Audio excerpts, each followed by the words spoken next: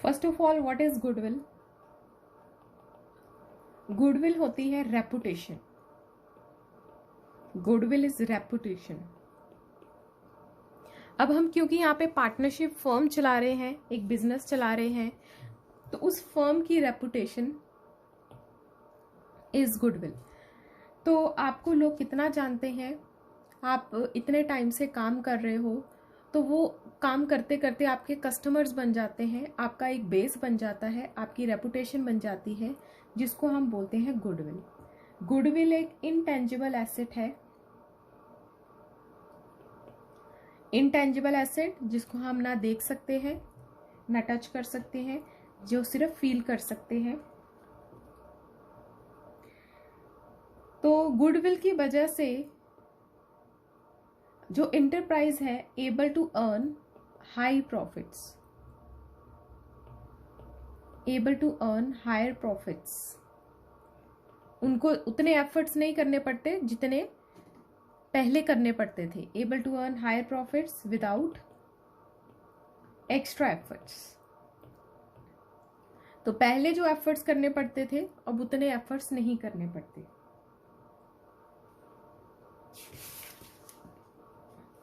उसके बाद इसमें फीचर्स ऑफ गुडविल दिए हुए हैं। गुडविल के फीचर्स देखो। पहला तो फीचर यही है कि it is an intangible asset. It is an intangible asset. इसकी कोई फिजिकल एग्जिस्टेंस नहीं है, ठीक है। It does not have a existence separate from its existence. इसकी अपनी कोई एग्जिस्टेंस नहीं है, ठीक है। तो इसकी रेपुटेशन, अगर किसी की रेपुटेशन होती है, रेपुटेशन किसी के साथ होती है, तो its existence is not separate from that of an enterprise. तो ये किसी के साथ ही अटैच होती है, या अकेली नहीं होती, किसी के साथ ही है, ठीक है। उसके बाद it helps in earning profits, higher profits. तो जितनी गुडविल होगी उतने आपके प्रॉफिट्स बढ़ते जाएंगे।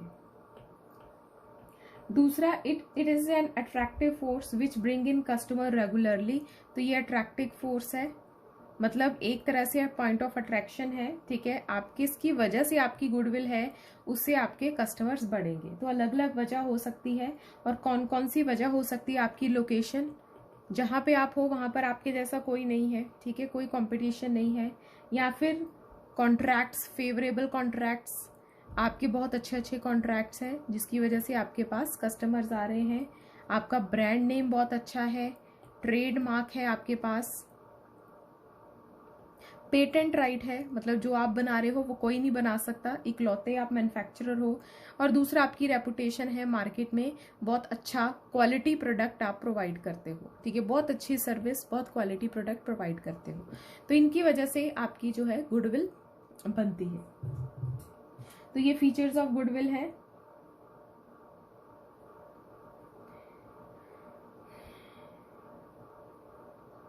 इसके ऊपर अकाउंटिंग स्टैंडर्ड आपका 26 लगता है। अकाउंटिंग स्टैंडर्ड 26 में गुडविल के बारे में, इंटेंजिबल एसेट के बारे में बताया गया है, ठीक है। तो अगर आपको अकाउंटिंग स्टैंडर्ड पूछा जाए तो इंटेंजिबल एसेट्स का अकाउंटिंग स्टैंडर्ड 26 है।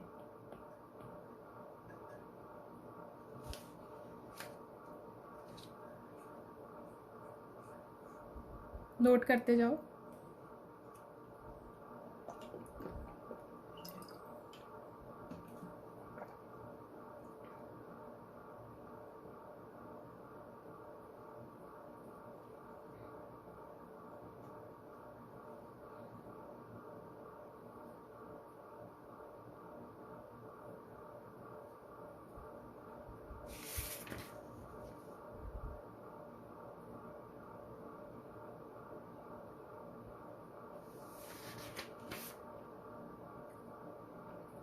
आगे देखो, need for valuation of goodwill. हम गुडविल को अब पार्टनरशिप में गुडविल की हम कहाँ कहाँ ट्रीटमेंट करेंगे, नीड फॉर वैल्यूइंग गुडविल। तो हम गुडविल की आपके जितने चैप्टर्स हैं सब में हम गुडविल की कैलकुलेशन करेंगे। तो हमारा नेक्स्ट चैप्टर है change in profit sharing ratio. Attractive force, मतलब आपके पास ऐसे अट्रैक्टिव फोर्स, ये सारे अट्रैक्टिव फोर्स ही हैं जिसकी एग्जांपल्स हमने लिखी हैं। ये लोकेशन, फेवरेबल कॉन्ट्रैक्ट्स, ब्रांड, ये सब अट्रैक्टिव फोर्सेस ही हैं। मतलब किसकी वजह से आप एक सेंटर ऑफ अट्रैक्शन बने हुए हो, किसकी वजह से आपकी रेपुटेशन है। उसके बाद नीड फॉर वैल्यूइंग गुडविल, हम गुडविल को कब कब कैलकुलेट करते हैं, तो when ever there is a change in profit sharing ratio, नया पार्टनर एडमिट हुआ है, न्यू पार्टनर इज एडमिटेड,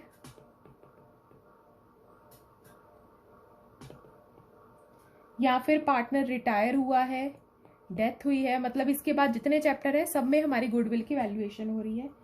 ठीक है, रिटायरमेंट है, डेथ है, या पार्टनरशिप फर्म इज सोल्ड, ये आपका पार्ट नहीं है, लेकिन जब आप फर्म को सेल करोगे तब भी आप अपनी गुडविल की वैल्यूएशन करोगे।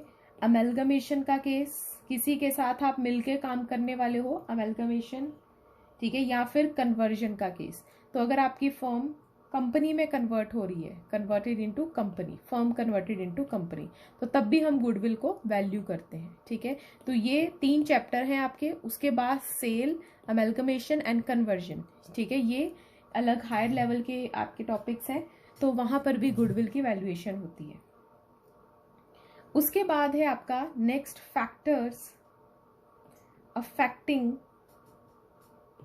The value of goodwill. कौन कौन से फैक्टर्स हैं जो आपकी गुडविल को इफेक्ट करते हैं। पहला तो बहुत अच्छी मैनेजमेंट होती है, इफेक्टिव मैनेजमेंट, मतलब बहुत अच्छे से आपकी जो मैनेजमेंट है काम कर रही है, मैनेज कर रही है, तो एक्सपीरियंस्ड है, कैपेबल है, कॉम्पोनेंट है। ठीक है, तो उनको अपना काम बहुत अच्छे से आ रहा है, बहुत अच्छे से संभाल रहे हैं, तो उसकी वजह से आपकी गुडविल बढ़ रही है, कैपेबल है एंड कॉम्पिटेंट है। फेवरेबल लोकेशंस की वजह से, तो आप बहुत अच्छी जगह पे हो जहाँ पर या तो कस्टमर्स बहुत हैं या फिर आपका सप्लायर है अच्छा मिला हुआ है आपको, लोकल है। ठीक है, आप मार्केट के बहुत बीचों बीच हो, आप इजीली असेसेबल हो। ठीक है, तो if the firm is located at a favourable place resulting in increased customer walk in, तो उसकी वजह से आपकी सेल बढ़ेगी। देन फेवरेबल कॉन्ट्रैक्ट्स, आपके कॉन्ट्रैक्ट्स बहुत अच्छे हैं, ऑलरेडी आपके बहुत सारे कॉन्ट्रैक्ट्स हैं, तो जब आपने काम शुरू करा उसने आपको बहुत हेल्प करी। तो favourable, sometimes a firm has long term contract for sale and purchase of goods at favourable prices. Longer establishment, अगर आप किसी को नहीं भी जानते तब भी, अगर आप जितने पुराने होते हो लोग आप उसको उतना ही जानते हैं। ठीक है, तो धीरे धीरे करके लोग आपको जानना शुरू हो जाते हैं और आपके पास आना शुरू हो जाते हैं, तो जितना पुराना चीज उतनी ही ज्यादा गुडविल। देन आपके पास पेटेंट राइट्स हैं, पेटेंट राइट्स मतलब आप ही वो चीज मैन्युफैक्चर कर रहे हो। ठीक है, तो उससे भी आपकी गुडविल है। Then access to supplies, access to supplies, आपका जो रॉ मटेरियल है, असेस टू सप्लाईज, आपका जो रॉ मटेरियल है वो आपको चीप रेट्स पे मिल रहा है। ठीक है, तो आपको उसके ऊपर ज्यादा खर्चा नहीं करना पड़ रहा, तो आपको चीप रेट पे मिल रहा है। अगर आपको चीप रेट में मिल रहा है या अच्छी क्वालिटी का मिल रहा है तो आप आगे भी अच्छे प्राइस पर और जो है अच्छी क्वालिटी पर बेचोगे। तो supplies of market are difficult to get, there will be high value of goodwill अगर आपके रेगुलर सप्लाईज हो जाती हैं। देन क्वालिटी तो है ही इंपॉर्टेंट फैक्टर, तो क्वालिटी, अगर किसी की क्वालिटी प्रोडक्ट की अच्छी है तो उसके कस्टमर फटाफट बनने शुरू हो जाते हैं। मार्केट सिचुएशन, तो मार्केट में सिचुएशन कैसी है, तो अगर आप ऐसा काम कर रहे हो, जैसे आपने इकोनॉमिक्स में पढ़ा है, अगर आपके ऐसी गुड्स प्रोड्यूस कर रहे हो जिसकी डिमांड ज़्यादा है मार्केट में, तो उससे भी आपकी जो है ज़्यादा सेल होगी। तो if firm is in a business where in demand for the product then is higher than the supply, तो उससे आपके it will lead to lower capital requirement and high profit. Risk associated with business, तो अगर आपका less risky काम है, risk faced by business are higher than normal, the business will have less value for goodwill. On the contrary, if the business faces lower risk, जितना risk कम होएगा उतनी goodwill आपकी ज्यादा होएगी. Nature of business, if the business of firm is of nature where the product dealt in are in high demand, तो again economics आ गई. तो अगर डिमांड ज़्यादा है, ऐसे प्रोडक्ट बना रहे हो, डिमांड ज़्यादा है और उसकी सप्लाई आप अच्छे से कर रहे हो, तो आपके प्रॉफिट बढ़ जाएंगे. पास्ट परफॉर्मेंस, तो पीछे आपने बहुत अच्छा परफॉर्म करते आ रहे हो, कंसिस्टेंटली आप बहुत अच्छी सर्विस देते आ रहे हो, तो उससे भी आपकी गुडविल बढ़ेगी. इसके अलावा other factors, after sale services, आप जब सेल करते हो उसके बाद भी कस्टमर्स का ध्यान रखते हो, कस्टमर के साथ अच्छे रिलेशन है, ठीक है, एंड गुड लेबर, इवन अपनी लेबर के साथ भी अच्छे रिलेशन है. तो ये सारे फैक्टर्स आपकी गुडविल को बढ़ाते हैं. Next is classification of goodwill. Classification of goodwill, goodwill की क्लासिफिकेशन. हाँ जी मैंने रिस्क वाला क्या रिलेशन है गुडविल के साथ, कैसे होगा? रिस्क जितना कम रिस्की होएगा, मतलब आप स्मूथली बिजनेस कर रहे हो तो आपकी रेपुटेशन बढ़ती जाएगी. किसी तरह का रिस्क इन्वॉल्व नहीं है उस बिजनेस में, स्मूथ बिजनेस है. नहीं, कहते नहीं है कि मतलब जितना ज्यादा रिस्क होगा उतना ज्यादा प्रॉफिट्स होंगे, तो प्रॉफिट्स ज्यादा होंगे तो गुडविल नहीं, ज्यादा वो तो उसके केस में होता है ना, कंपनीज के केस में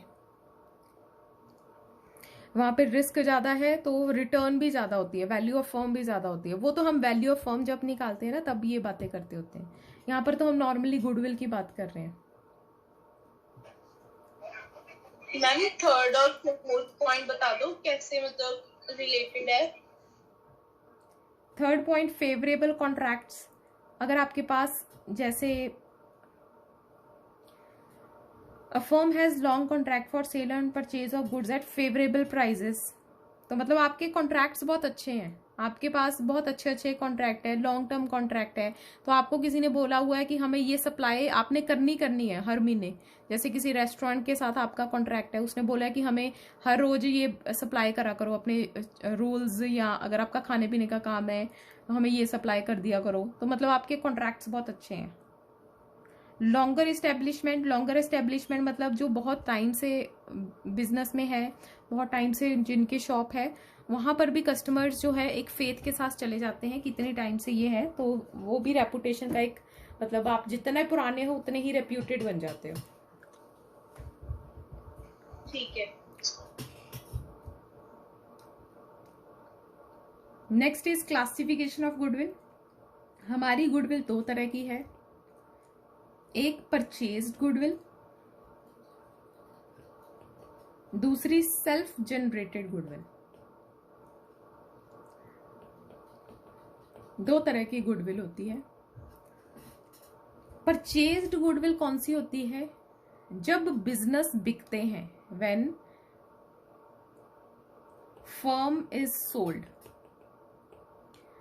तो हम हमेशा जिसको बेचते हैं, हम अपनी रेपुटेशन जो हमारी एक सोसाइटी में रेपुटेशन बनी हुई है, हम उसके भी पैसे उनसे रिकवर करते हैं. तो वो परचेज्ड गुडविल होती है, मतलब गुडविल के भी पैसे लिए गए हैं, दैट इज परचेज्ड. ठीक है. Purchased goodwill is that goodwill for which firm has paid consideration in cash और काइंड. तो कंसिडरेशन इज पेड, या कैश में या काइंड में. ठीक है. For example when business is purchased, तो परचेज कंसिडरेशन, अब जैसे हमारे यहाँ पे मंचीज है, मंचीज को सेल हुआ, मंचीज की सेल हुई. ठीक है. जिसने भी मंचीज को खरीदा, मंचीज फगवाड़े की बहुत अच्छी शॉप है, ठीक है, और उसको सब जानते हैं, उसकी एक रेपुटेशन है. ठीक है. उसके प्रोडक्ट्स अच्छे हैं, क्वालिटी अच्छी है. अब कुछ लोग हैं जो ये नहीं देखते कि मंचीज में को कौन चला रहा है, वो उसके प्रोडक्ट देख के जाते हैं, उनको ये नहीं फर्क पड़ता कि मैनेजमेंट कौन है. तो जो मंचीज के पुराने थे मैनेजमेंट, उन्होंने मंचीज को जब सेल करा, तो चाहे उनकी वैल्यू 70 लाख है, लेकिन उन्होंने 1 करोड़ रुपया रिकवर कराया. तो ये उसकी वैल्यू थी, उसकी वैल्यू ऑफ शॉप, लेकिन उसने रिकवर कितने करे, 1 करोड़ रुपया।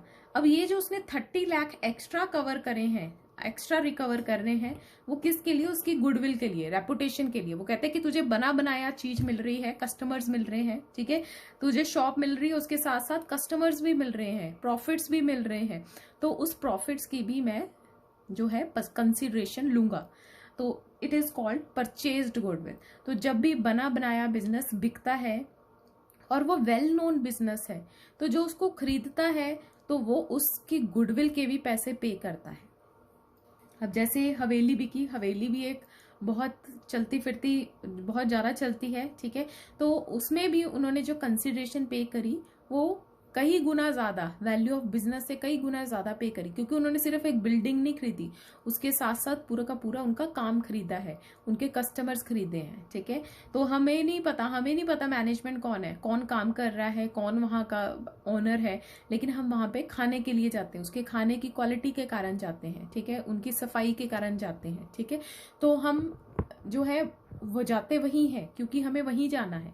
तो इसलिए क्योंकि उनके ऑलरेडी कस्टमर्स बने हुए हैं और वो उनको पता है कहीं नहीं जाएंगे, उनके पास ही आएंगे, तो इसलिए वो गुडविल के रूप में खरीदते हैं, पैसे लेते हैं उनसे कि हमारी रेपुटेशन के आपको you have to give it money.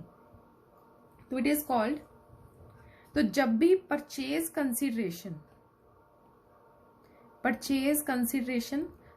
Consideration क्या होती है, जो पे कर रहा है उसने जो पैसे दिए वो ज्यादा होती है then the value of firm,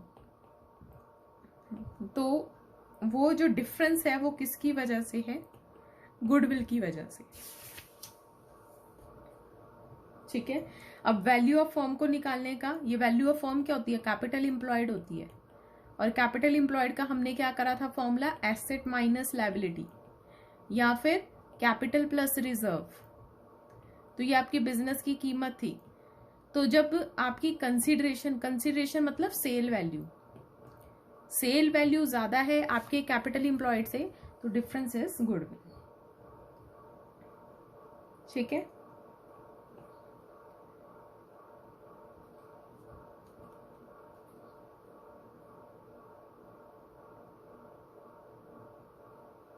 ma'am एक बार पिछला पेज दिखा दो।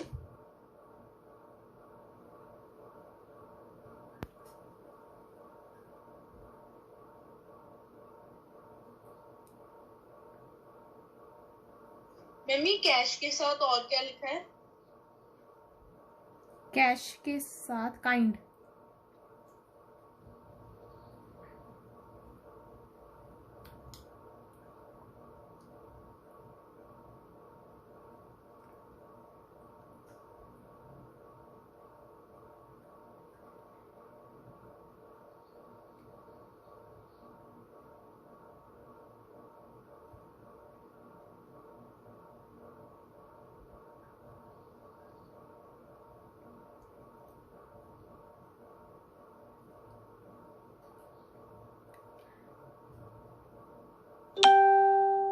तो नेक्स्ट हमारी सेकेंड टाइप ऑफ गुडविल है self generated goodwill. Self generated goodwill हमने किसी से खरीदी नहीं है, हमने खुद बनाई है। तो goodwill which is not purchased for a consideration, जिसको खरीदा नहीं गया, which is not purchase for a consideration but is earned, हमने खुद ही बनाई है अपनी goodwill, but is earned by the efforts of partners, ठीक है। तो सालों साल लग जाते हैं गुडविल बनाने के लिए। एंड जो सेल्फ जनरेटेड गुडविल है ये हम is not shown in books, इसको हम किताबों में नहीं लिखते। जो परचेज्ड गुडविल होती है वो किताबों में आती है, लेकिन self generated goodwill is not recognised as an asset, it is not shown in books, इसको हम किताबों में नहीं लिखते।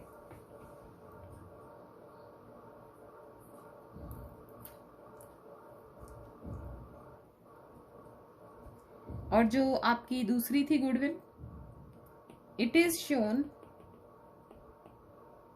इन बुक्स, क्योंकि ये हमने खरीदी है तो ये आपकी एसेट है, it is shown in books as an asset.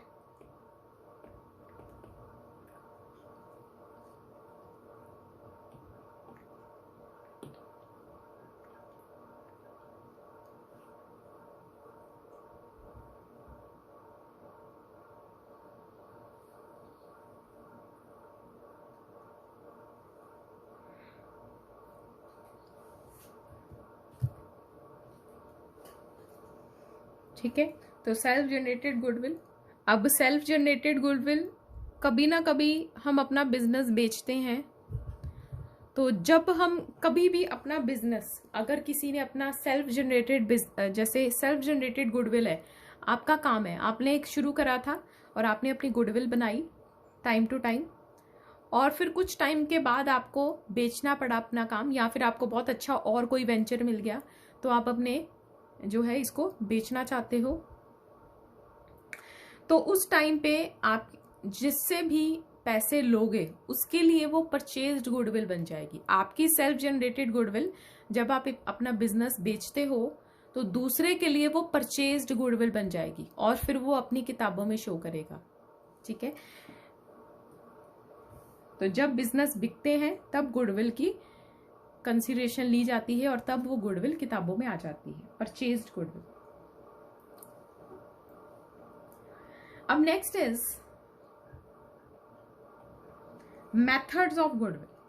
अब अगर आपको कभी भी अपने गुडविल निकालने को बोला जाए, क्योंकि आपने बिजनेस बेचना है, तो आप चाहते हो कि आप अपनी गुडविल निकालो, कितनी गुडविल है आपके बिजनेस की वो आप निकालना चाहते हो। ठीक है, तो उसके लिए जो हमारा पार्टनरशिप एक्ट है उसने कुछ आपको फॉर्मूलाज दिए हैं गुडविल को कैलकुलेट करने के। तो हमारे पास 3 फॉर्मूलाज हैं गुडविल को कैलकुलेट करने के।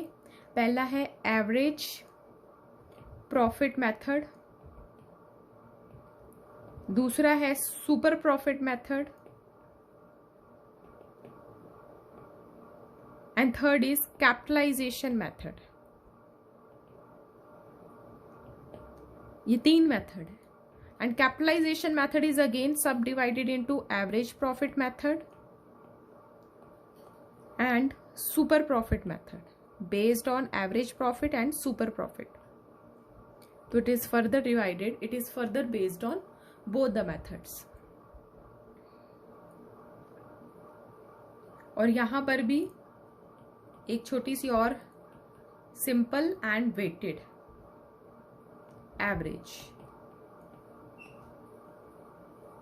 तो ये इसके कुछ मेथड्स हैं कैलकुलेट करने के लिए। आज हम एवरेज प्रॉफिट मेथड करेंगे, सिंपल एवरेज प्रॉफिट मेथड।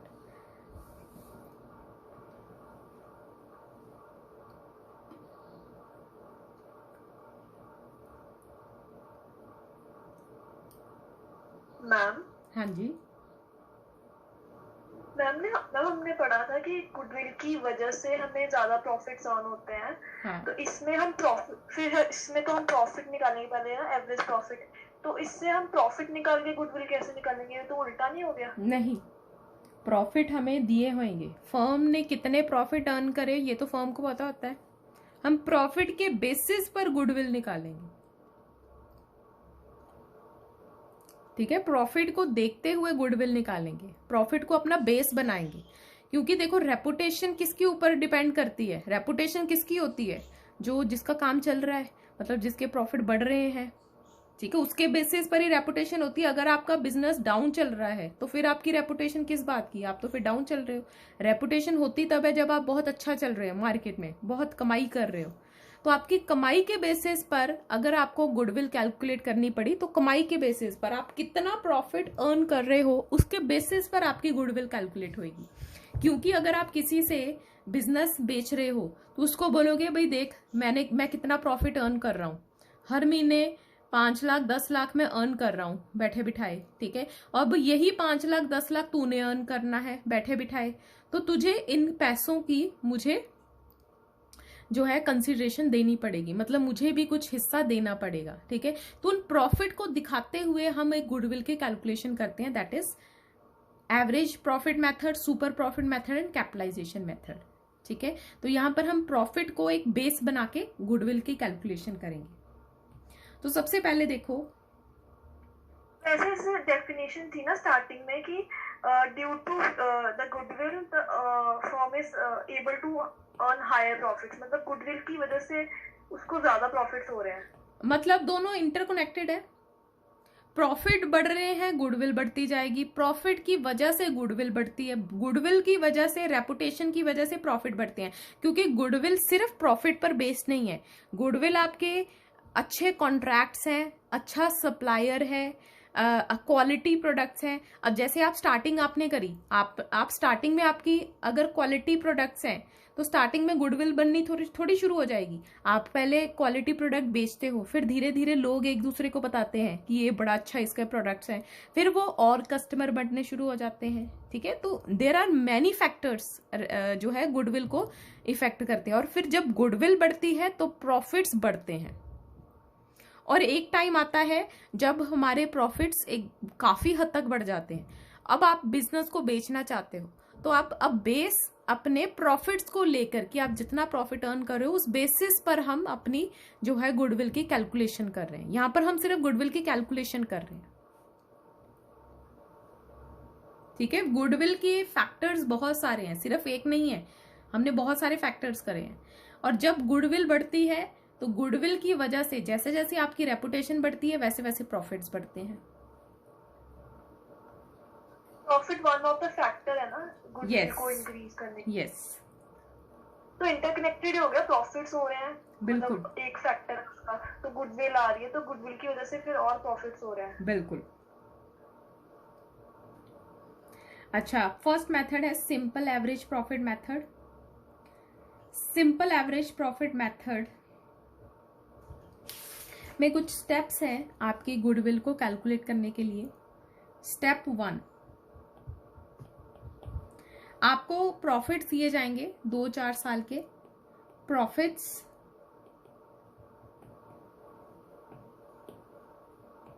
आपने कैलकुलेट करते हैं, कैलकुलेट टोटल प्रॉफिट्स। तो आपको बोला आपको प्रॉफिट दिए जाएंगे 5 सालों के, तो आप 5 साल के प्रॉफिट का टोटल कर लेंगे। ठीक है, देन स्टेप 2 में आप क्या करोगे, कैलकुलेट एवरेज प्रॉफिट। अब प्रॉफिट तो हर साल एक जैसे नहीं होते, तो हम जितने साल के प्रॉफिट हैं, से 5 ईयर 5 साल के प्रॉफिट है, तो हम उनका एवरेज ले लेंगे, ऑन एन एवरेज एक फिगर निकाल लेंगे कि हमारे प्रॉफिट कितने बन रहे हैं। ठीक है, तो हमारे जितने प्रॉफिट है, सपोज 5 लाख आए, हम डिवाइडेड बाय 5 कर रहे हैं, तो ऑन एन एवरेज आपका 1 लाख प्रॉफिट हो रहा है। तो calculate average profit. Step 3 will be calculate goodwill. तो अब गुडविल कैसे कैलकुलेट करेंगे, average profit into number of years of purchase. Number of years of purchase क्या होता है, अब देखो आपने किसी को बिजनेस बेचा, ठीक है, और आप उसको बोल रहे हो कि मेरे प्रॉफिट कभी 1 लाख होता है, कभी 1,10,000 होता है, 1,20,000 हो रहा है, 1,30,000 हो रहा है।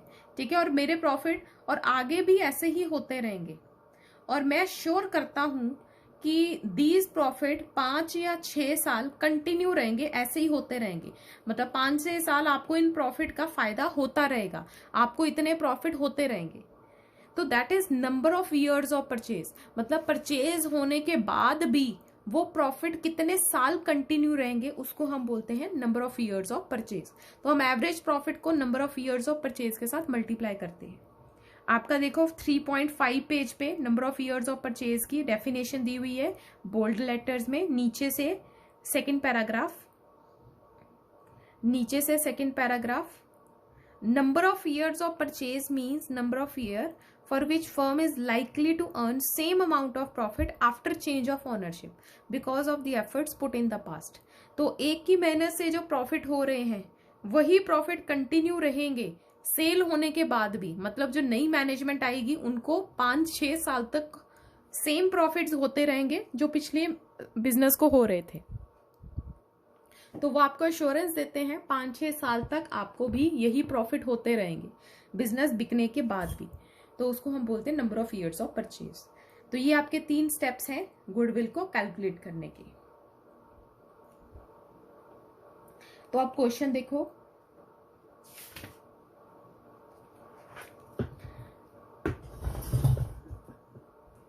क्वेश्चन है the firm earned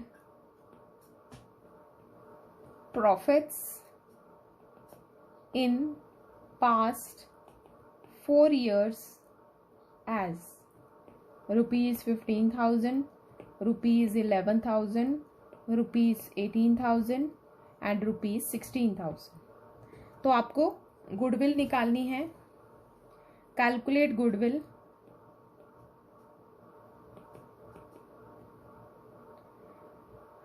on the basis of 3 years purchase. तो ये हमेशा आपको क्वेश्चन में दिया जाएगा कितने ईयर्स ऑफ परचेज है, ऑफ 4 years एवरेज। ठीक है, तो कहता है 4 साल के एवरेज प्रॉफिट के हिसाब से 3 year परचेज ऑफ गुडविल निकालो। तो हमारा स्टेप 1 क्या होएगा? Step 1 is calculate total profits. तो टोटल प्रॉफिट्स 4 साल के हैं, तो चारों का टोटल निकालो। 15,000 प्लस 11,000 प्लस 18,000 प्लस 16,000, तो ये आपका टोटल है 60,000। तो चारों साल चारों प्रॉफिट को प्लस करके तो टोटल प्रॉफिट है 60,000। Step 2 is calculate average profits. अब हमने कितने साल के प्रॉफिट यूज करे हैं? 4 साल, तो डिवाइडेड बाय 4। जितने साल के प्रॉफिट है डिवाइडेड बाय उतने साल कर देने हैं। 5 साल के हैं डिवाइडेड बाय 5, 6 साल है डिवाइडेड बाय 6। तो ये आपका आ गया 15,000 एवरेज प्रॉफिट्स। और last step is goodwill. Goodwill is equal to average profit into number of years of purchase है 3, तो 45,000 is your value of goodwill.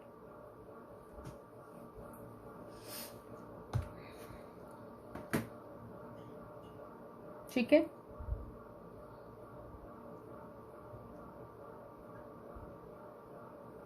Ma'am मतलब कि ये जो 3 years है, 3 years ऑफ परचेज, मतलब 3 years की गारंटी है?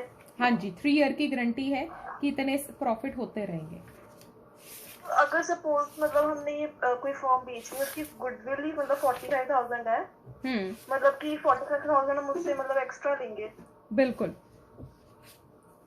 मतलब 3 years की जो गारंटी है उसके भी पैसे लेंगे? मतलब बिल्कुल, तुम्हें 3 years तक गारंटी रहेगी? यस, मतलब 3 साल तक तुझे ये 15,000 का प्रॉफिट होता रहेगा, तो मैं उसमें से ये लूंगा। अब 3 साल तो हमने मिनिमम बोले हैं, उससे ज्यादा भी हो सकते हैं, उससे ज्यादा जो होंगे वो उसके हैं। ठीक है, तो हमने सिर्फ अपने एस्टिमेट के हिसाब से 3 साल के लिए उससे रिकवरी करी है प्रॉफिट की। ठीक है,